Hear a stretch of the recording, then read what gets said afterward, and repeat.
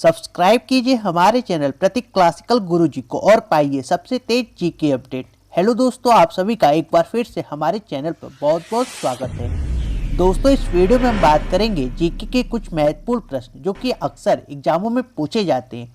तो आइए अब हम अपने वीडियो को शुरू करते हैं। तो आइए देखते हैं आज का अपना पहला क्वेश्चन। निम्न में से सही सुमेलित कीजिए। दोस्तों, यहाँ पर कुछ अंतर्राष्ट्रीय संगठन दिए गए और उसके मुख्यालय दिए गए।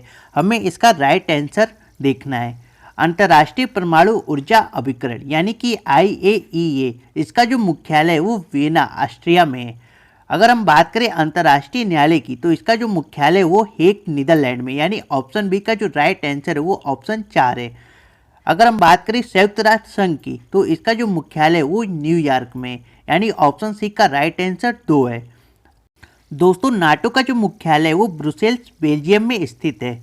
तो इस हिसाब से इसका जो आंसर है वो ऑप्शन बी है, यानी ए का पहला, बी का चौथा और सी का दूसरा और डी की बात करें तो तीसरा, यानी कि नाटो का मुख्यालय ब्रुसेल्स बेल्जियम में। आइए देखते हैं इससे जुड़े कुछ महत्वपूर्ण तथ्य।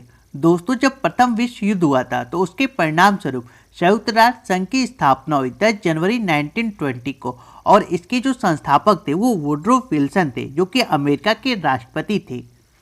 संयुक्त राष्ट्र संघ की स्थापना जो हुई थी वो 24 अक्टूबर 1945 को मैनहट्टन द्वीप न्यूयॉर्क सिटी में हुई थी, और इसके संस्थापक की बात करें तो ये फ्रैंकलिन रूजवेल्ट थे। दोस्तों, संयुक्त राष्ट्र संघ के पहले अफ्रीकी जो महासचिव थे वो बुतरस वुतरस खानी थे, और इसके पहले महासचिव की बात करें तो वो त्रिगवेली थे। संयुक्त राष्ट्र संघ के पहले एशियाई महासचिव की बात करें तो दोस्तों ये ऊथाट थे, जो म्यांमार बर्मा से बिलोंग करते थे। एक ऐसे महासचिव जिसकी मृत्यु जो थी वो हवाई दुर्घटना में हुई थी, उनका नाम डेक हैमशोल्ड था। दोस्तों, ये क्वेश्चन अभी हाल ही में रेलवे के NTPC एग्जाम में पूछा गया था। वहीं अगर हम बात करें हवाई के 8वें महासचिव की, तो ये बान की मून है, जो कि दक्षिण कोरिया से बिलोंग करते हैं। और संयुक्त राष्ट्र संघ के जो वर्तमान में महासचिव है वो एंटोनियो गुटेरेस है, जो कि पुर्तगाल से बिलोंग करते हैं। यहाँ पर ध्यान देने वाली बात यह है कि 1948 में एक संस्था जिसका नाम न्याय परिषद था उसे समाप्त कर दिया गया था। दोस्तों, जैसा कि हमने पढ़ा, संयुक्त राष्ट्र संघ का जो मुख्यालय है वो न्यूयॉर्क में है, और इसके सदस्य देशों की जो संख्या थी वो 193। 191 देश की बात करें तो ये पूर्वी तोमर था, और 152वां जो देश था वो मोटे निग्रो था, जो कि 2006 में इसमें शामिल हुआ था। वहीं अगर हम बात करें 193 देश की, तो दोस्तों ये दक्षिणी सूडान था। संयुक्त राष्ट्र संघ के टोटल 6 अंग है, और इसकी जो भाषा है वो 6 है, जिसमें अरबी, चीनी, अंग्रेजी, फ्रांसीसी, रूसी और स्पेनिश शामिल है। दोस्तों, इसकी कार्यकारी भाषा की बात करें तो वो अंग्रेजी और फ्रांसीसी है, मतलब इसमें जितने भी कार्य होते हैं वो अंग्रेजी और फ्रांसीसी इन 2 भाषाओं में होते हैं। अगर हम बात करें इसकी पहली महिला अध्यक्ष की, तो ये विजयलक्ष्मी पंडित थी, जिन्होंने 1953 में होने वाले महासभा में भाग लिया था। विजयलक्ष्मी पंडित पंडित जवाहरलाल नेहरू की बहन थी। दोस्तों, संयुक्त राष्ट्र संघ के महासभा को लघु संसद भी कहते हैं। अगर हम बात करें इसके वर्तमान अध्यक्ष की, तो ये अब्दुल्ला शाहिद है, जो कि मालदीव के विदेश मंत्री है। इससे पहले जो पूर्व अध्यक्ष थे उनका नाम वोल्कन वोजमीर था, जो कि तुर्की से बिलोंग करते हैं। संयुक्त राष्ट्र संघ में जो वर्तमान में भारत के स्थायी प्रतिनिधि है उनका नाम TS मोट है। दोस्तों, इससे पहले जो भारत के स्थायी प्रतिनिधि थे उनका नाम सैयद अकरबुद्दीन था।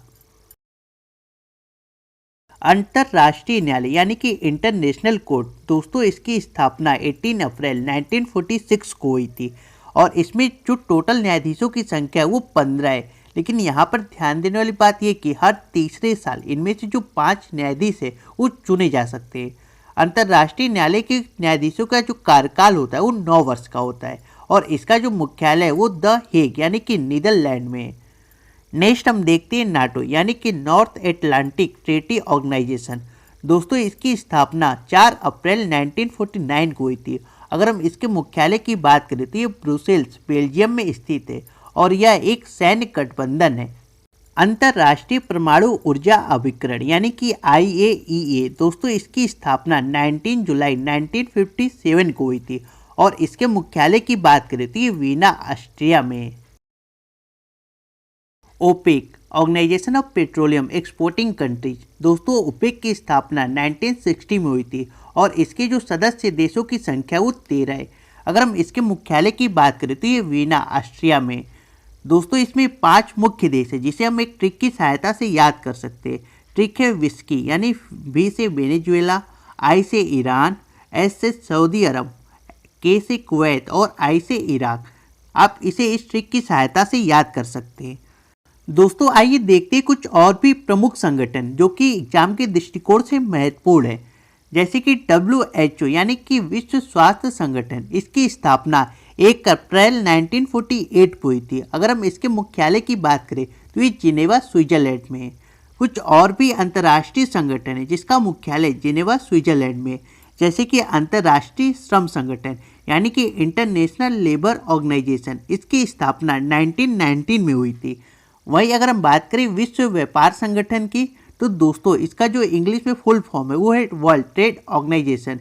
इसकी स्थापना 1995 को हुई थी और इसका मुख्यालय भी जिनेवा स्विट्जरलैंड में है। विश्व मौसम संगठन, इसका भी मुख्यालय जिनेवा स्विट्जरलैंड में। वहीं अगर हम बात करें रेड क्रॉस की, दोस्तों इसकी स्थापना 1863 को हुई थी और ये एक प्रकार का मानवीय आंदोलन है। अगला क्वेश्चन हम देखते हैं, वेटन कप किस खेल से संबंधित है? Option A hockey, option B football, option C cricket या फिर ऑप्शन डी बैडमिंटन। दोस्तों वेटन कप हॉकी से संबंधित है। हॉकी से संबंधित और भी कप है जिसे हम एक ट्रिक की सहायता से याद कर सकते हैं। ट्रिक है RD बर्मन। यहाँ पर R का मतलब रंगा स्वामी कप, D से ध्यानचंद ट्रॉफी। वहीं B की बात करें तो B से वेलिंगटन कप अब बेगम रसूल ट्रॉफी। दोस्तों A से आगा का कप और R से रणजीत सिंह गोल्ड कप। अगर हम M की बात करें तो M से मगरुप्पा कप और A से अल्जलान शाह कप। दोस्तों N से नेहरू ट्रॉफी। आप इसे इस ट्रिक की सहायता से भी आसानी से याद कर सकते हैं। नेक्स्ट क्वेश्चन हम देखते हैं, डुरंड कप किस खेल से संबंधित है? Option A cricket, option B badminton, option C hockey या फिर ऑप्शन डी फुटबॉल। दोस्तों डुरंड कप फुटबॉल से संबंधित है, यानी कि इसका जो राइट आंसर है वो ऑप्शन डी है। आइए हम इसे भी एक ट्रिक की सहायता से जितने भी कप है फुटबॉल से संबंधित उसे याद करते हैं। ट्रिक है CRPF ने रोस में आकर सुर से आम तोड़े। दोस्तों यहाँ पर रो का मतलब रोअर्स कप, एस से संतोष ट्रॉफी, सु से सुब्रतो कप और ड से डुरंड कप। आ का मतलब आशुतोष कप से है। दोस्तों वहीं म की बात करें तो म से मंडेका कप, सीआरपीएफ का मतलब सी से कोलंबो कप, आर से रॉय ट्रॉफी, पी का मतलब कुछ नहीं और एफ से फीफा विश्व कप। दोस्तों फुटबॉल से संबंधित जितने भी कप है आप इस ट्रिक की सहायता से अपने दिमाग में याद रख सकते हैं और आसानी से इसका आंसर भी दे सकते हैं। अगला क्वेश्चन हम देखते हैं, सुमेलित कीजिए। दोस्तों यहाँ पर कुछ अंतर्राष्ट्रीय संगठन दिए गए और उसका मुख्यालय दिया गया है। हमें फिर से इसका सही मिलान करना है। सबसे पहले हम बात करते हैं विश्व वन्य जीव अभ्यारण्य। इसका जो मुख्यालय है वो ग्लाड स्विट्जरलैंड में। वहीं अगर हम बात करें एमनेस्टी इंटरनेशनल की तो दोस्तों इसका मुख्यालय लंदन ब्रिटेन में। और सार्क की मुख्यालय की बात करें तो दोस्तों ये काठमांडू नेपाल में स्थित है। संयुक्त राष्ट्र पर्यावरण कार्यक्रम यानी कि UNEP का जो मुख्यालय है वो नैरोबी केन्या में। इस हिसाब से जो इसका राइट आंसर होगा वो ए का 2, बी का 3 और सार्क मतलब कि ऑप्शन सी का जो राइट आंसर है वो 1 और डी का 4, यानी कि जो ऑप्शन सी करेक्ट आंसर है। आइए दोस्तों इससे जुड़े कुछ महत्वपूर्ण तथ्यों को भी देखते हैं। विश्व वन्य जीव अभ्यारण्य, इसकी स्थापना 1961 को हुई थी और इसके मुख्यालय की बात करें तो जैसा कि हमने पढ़ा विश्व वन्य जीव अभ्यारण्य का मुख्यालय ग्लाड स्विट्जरलैंड में। दोस्तों इसकी जो वर्तमान अध्यक्ष है वो पवन सुखदेव है और इसका जो प्रतीक चिन्ह है वो लाल पांडा है। वहीं अगर हम बात करें सार्क की, दोस्तों इसका जो फुल फॉर्म है वो है south Asian association for regional corporation. इसकी स्थापना 1985 को हुई थी और इसका जो मुख्यालय है वो काठमांडू नेपाल में। इसमें जो कुल देश है वो 8 है और अंतिम रूप से जो इसमें देश जुड़ा था वो 2007 में अफगानिस्तान जुड़ा था। दोस्तों सार्क का जो पहला सम्मेलन हुआ था वो ढाका बांग्लादेश में हुआ था और उस समय जो प्रधानमंत्री यानी कि सार्क का स्थापना करने का जो श्रेय जाता है वो मुजबिर रहमान को जाता है। दोस्तों सार्क में टोटल 8 देश है जिसे हम ट्रिक की सहायता से याद करेंगे। ट्रिक है एम्बीबियस पेन। यहाँ पर एम का मतलब मालदीव से, बी का मतलब भूटान से और एक बी का मतलब बांग्लादेश से है। वहीं एस का मतलब श्रीलंका से और पी से पाकिस्तान, ए से अफगानिस्तान और आई का मतलब है भारत यानी इंडिया से। दोस्तों एन की बात करें तो इसका मतलब नेपाल से। ये टोटल 8 देश है जो कि सार्क में शामिल है। नेक्स्ट हम देखते हैं यूएनईपी यानी कि संयुक्त राष्ट्र पर्यावरण कार्यक्रम। दोस्तों इसकी स्थापना 1972 को हुई थी और इसका जो मुख्यालय है वो नैरोबी केन्या में है।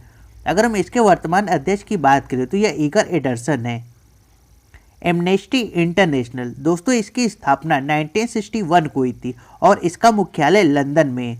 ये जो संस्था है वो मानवाधिकार की जांच हेतु है, यानी कि ये मानव के जितने भी अधिकार है उसकी जांच करने के लिए ये संस्था बनाई गई है। नेक्स्ट हम देखते हैं दल बदल कानून संविधान के किस अनुसूची में है। ऑप्शन ए 9वीं अनुसूची, ऑप्शन बी 11वीं अनुसूची, ऑप्शन सी 10वीं अनुसूची या फिर ऑप्शन डी 12वीं अनुसूची। दोस्तों दल बदल जो कानून है वो संविधान की 10वीं अनुसूची में सम्मिलित है। जैसा कि हम जानते हैं मूल संविधान में 8 अनुसूची है और वर्तमान संविधान में टोटल 12 अनुसूची है। इसे हम एक ट्रिक की सहायता से भी याद कर सकते हैं। ट्रिक है SSOR, जनसभा ने बदला पंचनगर। यहाँ पर एस का मतलब स्टेट तथा केंद्र शासित प्रदेश है जो कि संविधान की पहली अनुसूची में सम्मिलित है। वहीं दूसरे एस का मतलब वेतन से, यानी कि संवैधानिक पदाधिकारियों का जो वेतन है वो द्वितीय अनुसूची में सम्मिलित है। तृतीय अनुसूची की बात करें तो इसमें शपथ ग्रहण से है। आर मतलब राज्यसभा। दोस्तों राज्यसभा जो है वो संविधान की चौथी अनुसूची में सम्मिलित है। दोस्तों जो संविधान का आर्टिकल 81 है वो राज्यसभा से संबंधित है। वहीं च की बात करें तो ये जनजातीय क्षेत्र से जो कि 5वीं अनुसूची में। जन का मतलब असम, त्रिपुरा, मिजोरम और मेघालय जो संविधान की 6वीं अनुसूची में सम्मिलित हैं। दोस्तों इसे आप एक ट्रिक की सहायता से भी याद कर सकते हैं। ट्रिक है मित्र आमी। मित्र आमी का मतलब मी से मिजोरम, त से त्रिपुरा, अ से असम और मी से मेघालय। वहीं सभा का मतलब स से सभा जो कि संविधान की 7वीं अनुसूची में सम्मिलित है और भा का मतलब भाषा से। संविधान में टोटल 22 भाषा दी गई है जिसका उल्लेख 8वीं अनुसूची में किया गया है। वहीं दूसरे भ का मतलब भूमि सुधार आंदोलन से। दोस्तों ये संविधान की 9वीं अनुसूची में सम्मिलित है। बदला मीन्स दल बदल कानून जो कि संविधान की 10वीं अनुसूची में और 52वें संशोधन 1985 द्वारा इसे संविधान में शामिल किया गया था। पंचनगर, यहाँ पर पंच का मतलब पंचायती राज से जो कि संविधान की 11वीं अनुसूची में सम्मिलित है और 73वां जो संशोधन था 1993 वाला ये इसी से संबंधित है और इसमें टोटल विषय 29 बताया गया है। नगर का मतलब नगर पंचायत से। दोस्तों संविधान की 12वीं जो अनुसूची है वो नगर पंचायत से सम्मिलित है। संविधान का 74वां संशोधन 1993 द्वारा इसमें सम्मिलित किया गया है और इसमें जो टोटल विषय की संख्या है वो 12 है। आप इसे इस ट्रिक की सहायता से इजीली याद कर सकते हैं। अगला क्वेश्चन हम देखते हैं द कॉमनवेल्थ ऑफ क्रिकेट के लेखक कौन थे। Option A Usha Sharma, option B Sawar Naqvi या फिर ऑप्शन सी रामचंद्र गोवा या ऑप्शन डी अंजुम चोपड़ा। दोस्तों द कॉमनवेल्थ ऑफ क्रिकेट के लेखक रामचंद्र गोवा है, यानी कि इसका जो राइट आंसर है वो ऑप्शन सी है। नेक्स्ट हम बात करते हैं भारत का प्रथम उपग्रह आर्यभट्ट को अंतरिक्ष में कब स्थापित किया गया था। 19 अप्रैल 1975 या फिर 19 मई 1975 या ऑप्शन सी 12 अप्रैल 1975 या 18 अप्रैल 1974। दोस्तों भारत का जो प्रथम उपग्रह आर्यभट्ट को अंतरिक्ष में 19 अप्रैल 1975 को स्थापित किया गया था, यानी इसका जो राइट आंसर है वो ऑप्शन ए है। आइए इससे जुड़े कुछ महत्वपूर्ण तथ्यों को भी देखते हैं जो एग्जाम के दृष्टिकोण से महत्वपूर्ण है। आर्यभट्ट उपग्रह बैकानूर अंतरिक्ष केंद्र रूस के सहयोग से प्रक्षेपित किया गया था। दोस्तों वहीं भारत का प्रथम संचार उपग्रह की हम बात करें तो ये एप्पल है जो कि 1981 में स्थापित किया गया था। दोस्तों वहीं बात करें भारत का प्रथम कृत्रिम उपग्रह की तो इसका नाम रोहिणी था, जिसका उद्देश्य भारत का प्रथम उपग्रह प्रक्षेपण यानी कि यान SLV-3 का परीक्षण करना था। ये क्वेश्चन एग्जाम में पूछा गया है।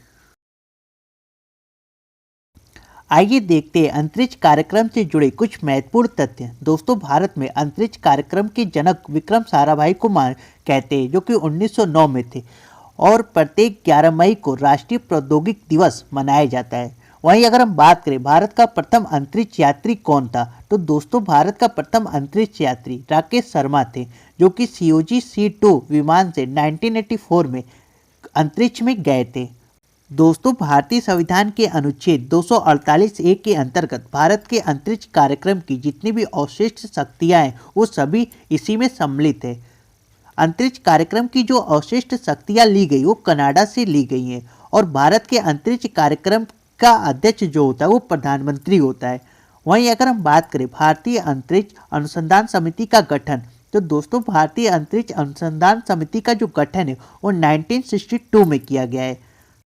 भारत की पहली अंतरिक्ष यात्री कल्पना चावला थी, जिनकी मृत्यु कोलंबिया यान से 2003 में हो गई थी। वहीं अगर हम बात करें भारत के प्रथम मैपिंग सैटेलाइट की, तो दोस्तों भारत का प्रथम मैपिंग सैटेलाइट कार्टोसैट 1 था और भारत का प्रथम मौसम उपग्रह मैटसेट था। वहीं भारत का जो पहला स्वदेश निर्मित उपग्रह था वो इनसेट 2A था, जो कि 1992 में प्रक्षेपित किया गया था। दोस्तों दुनिया का सबसे छोटा सैटेलाइट कलाम सेट था, जिसका वेट 1.64 ग्राम था और इसे एक भारतीय रिफत सरोके ने डिजाइन किया था। नेक्स्ट हम बात करते हैं इसरो। दोस्तों इसका full form Indian Space Research Organisation है, यानी कि भारतीय अंतरिक्ष अनुसंधान संगठन, जिसका स्थापना 1969 में किया गया था और इसका जो मुख्यालय है वो बंगलौर कर्नाटक में। विश्व का प्रथम आर्टिफिशियल जो उपग्रह था वो स्पुतनिक 1 था। वहीं दूसरी तरफ स्पुतनिक 2 द्वारा जीवित कुत्ते लाइका को सबसे पहली बार अंतरिक्ष भेजने वाला यान बना था। विक्रम साराभाई अंतरिक्ष केंद्र, दोस्तों इसकी स्थापना 1963 में की गई है और इसका जो केंद्र है वो त्रिवेंद्रम केरल में स्थित है। वहीं बात करें विक्रम साराभाई इनोवेशन सेंटर की स्थापना के बारे में, तो दोस्तों इसकी स्थापना गुजरात में की गई है। नेक्स्ट क्वेश्चन हम देखते हैं, जनगणना भारतीय संविधान की किस सूची में आता है? ऑप्शन ए संघ सूची, ऑप्शन बी राज्य सूची, ऑप्शन सी समवर्ती सूची या फिर ऑप्शन डी अवशिष्ट शक्ति। दोस्तों जनगणना भारतीय संविधान के संघ सूची में आता है, यानी इसका जो राइट आंसर है वो ऑप्शन ए है और जो संघ सूची है वो अनुसंधान के 246 अनुच्छेद में है। दोस्तों संघ सूची केंद्र सरकार के अंतर्गत आती है, जिनमें रक्षा संबंधित मामले, विदेश मंत्रालय संबंधित मामले, अंतर्राष्ट्रीय संधि, युद्ध, जनगणना, डाक प्रसारण और विदेश ऋण से संबंधित जितने भी मामले वो केंद्र सरकार द्वारा देखे जाते हैं और ये गृह मंत्रालय के अंतर्गत आती है। वहीं बात करें समवर्ती सूची की, तो दोस्तों समवर्ती सूची जो है वो केंद्र और राज्य दोनों सरकार के अंतर्गत आती है, जिसमें जनसंख्या नियंत्रण, राष्ट्रीय जल मार्ग, कारखाना, शिक्षा, वन और परिवार नियोजन से संबंधित जितने भी मामले हैं वो समवर्ती सूची में सम्मिलित है। भारत का जो ये समवर्ती सूची है वो ऑस्ट्रेलिया से लिया गया है। वही राज्य सूची की बात करें तो इसमें कृषि, वन और पुलिस से संबंधित जितने भी मामले वो सभी इसमें आते हैं। नेक्स्ट हम देखते हैं 2021 की जनगणना स्वतंत्र भारत की 8वीं जनगणना होगी। ये टोटल कितनी भाषाओं में संचालित की जाएगी? ऑप्शन ए 16, ऑप्शन बी 14 या फिर ऑप्शन सी 15 या ऑप्शन डी 13। दोस्तों 2021 की जनगणना टोटल 16 भाषाओं में संचालित की जाएगी। आइए देखते हैं जनगणना से संबंधित कुछ महत्वपूर्ण तथ्य जो एग्जाम के लिए बहुत ही महत्वपूर्ण है। दोस्तों जनगणना की शुरुआत लॉर्ड मेयो द्वारा 1872 में हुई थी और सबसे पहले जनगणना स्वीडन में हुई थी। वहीं बात करें भारत में प्रथम दशकीय जनगणना की शुरुआत की तो ये लॉर्ड रिपन द्वारा 1881 में की गई थी और सबसे पहले जो दशकीय जनगणना थी वो अमेरिका में हुआ था। जनगणना जो अधिनियम है वो 1948 द्वारा लाया गया था। दोस्तों भारत के वर्तमान महापंजीयक और जनगणना आयुक्त विवेक जोशी है। वहीं बात करें भारत में पहली बार परिवार नियोजन के मामले की तो ये 1948 में लाया गया था और सबसे पहले लागू भारत में हुआ था। परिवार नियोजन हेतु जो प्रयुक्त प्रतीक है वो लाल रंग का उल्टा त्रिभुज है। वहीं बात करें 2011 की जनगणना की तो दोस्तों इसका जो थीम था वो हमारी जनगणना हमारा भविष्य था और इसके जनगणना आयुक्त एस चंद्रमौली थे। 2011 की जनगणना के अनुसार सर्वाधिक जनसंख्या वाला जो राज्य था वो उत्तर प्रदेश था और सबसे कम जनसंख्या वाला राज्य सिक्किम था। दोस्तों सबसे ज़्यादा जनसंख्या घनत्व वाला राज्य बिहार था और न्यूनतम जनसंख्या घनत्व वाले राज्य की बात करें तो ये अरुणाचल प्रदेश था। 2011 की जनगणना के अनुसार ही सर्वाधिक लिंगानुपात वाला जो राज्य था वो केरल था और न्यूनतम लिंगानुपात वाला राज्य हरियाणा था। दोस्तों 2011 की जनगणना के अनुसार न्यूनतम जनसंख्या वृद्धि दर वाला जो राज्य था वो नागालैंड था और सबसे कम घनत्व वाला जो राज्य वो गोवा है। अगर हम बात करें सबसे ज्यादा घनत्व वाले राज्य की तो ये राजस्थान है। वहीं बात करें 2011 की जनगणना में ऋणात्मक वृद्धि दर वाला जो एकमात्र राज्य था वो नागालैंड था। वहीं बात करें 1921 की तो दोस्तों इस समय जो जनसंख्या थी वो ऋणात्मक हो गई थी। इसे महाविभाजन वर्ष बताया गया और सबसे ज्यादा जो जनसंख्या वृद्धि हुई थी वो 1971 में हुई थी। वहीं बात करें 2021 की जनगणना की, दोस्तों 2021 की जनगणना का थीम जन भागीदारी से जन कल्याण तक है और इसका जो शुभंकर है वो महिला एन्यूमरेटर है। 2021 की जो जनगणना है वो 8वीं जनगणना होगी और इसके आधार पर प्रत्येक परिवार से 31 प्रश्न पूछे जाएंगे। ये टोटल 16 भाषाओं में होगी। दोस्तों 2021 की जनगणना पहली ऐसी जनगणना है जो कि पहली बार मोबाइल ऐप से की जाएगी। नेक्स्ट क्वेश्चन हम देखते हैं 2011 की जनगणना के अनुसार साक्षर व्यक्ति किसे माना जाएगा, यानी कि पढ़ा लिखा व्यक्ति किसे माना जाएगा। ऑप्शन ए 8 वर्ष या उससे अधिक, ऑप्शन बी 6 वर्ष या फिर उससे अधिक, ऑप्शन सी 5 वर्ष या फिर उससे अधिक या ऑप्शन डी 7 वर्ष या उससे अधिक। दोस्तों 2011 की जनगणना के अनुसार पढ़ा लिखा व्यक्ति 7 वर्ष या उससे अधिक जो होगा उसे माना जाएगा, लेकिन कंडीशन यहाँ पर यह है कि उसे किसी भी भाषा को समझकर पढ़ना या लिखना आना चाहिए। नेक्स्ट हम देखते हैं मॉन्ट्रियल प्रोटोकॉल का संबंध किससे। ऑप्शन ए ओजोन अपक्षय से, ऑप्शन बी पर्यावरण संरक्षण से, ऑप्शन सी कार्बन क्रेडिट से या फिर ऑप्शन डी पशुओं के संरक्षण से। दोस्तों मॉन्ट्रियल प्रोटोकॉल का संबंध ऑप्शन ए ओजोन अपक्षय से। आइए देखते हैं इसकी स्थापना कब हुई। दोस्तों मॉन्ट्रियल प्रोटोकॉल की स्थापना 16 सितंबर 1987 को हुई थी और प्रत्येक वर्ष 16 सितंबर को ओजोन दिवस मनाया जाता है। मॉन्ट्रियल जो है कनाडा में स्थित है। वहीं बात करें क्योटो प्रोटोकॉल की तो इसकी स्थापना 1997 में हुई थी। ग्रीन हाउस गैस मतलब कि ऐसी गैस जो तापमान बढ़ाने का कार्य करती है और क्योटो जापान में स्थित है। कार्बन क्रेडिट की जो उत्पत्ति हुई वो क्योटो प्रोटोकॉल से ही हुई है। ये क्वेश्चन एग्जाम में लगातार कई बार पूछे गए हैं। दोस्तों वहीं बात करें नगोया प्रोटोकॉल की तो इसका संबंध जैव विविधता से और प्रत्येक वर्ष 22 मई को जैव विविधता दिवस मनाया जाता है।